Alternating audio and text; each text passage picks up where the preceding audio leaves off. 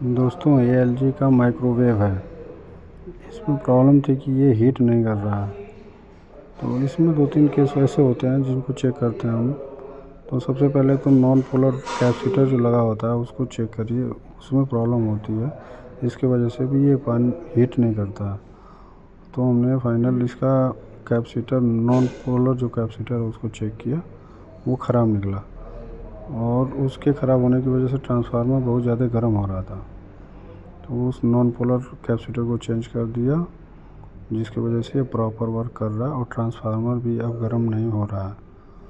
तो सबसे पहला काम हमारा यही था कि इसका ट्रांसफार्मर जो हीट हो रहा है उसकी प्रॉब्लम खोजना और हीट करने की समस्या दूर करना।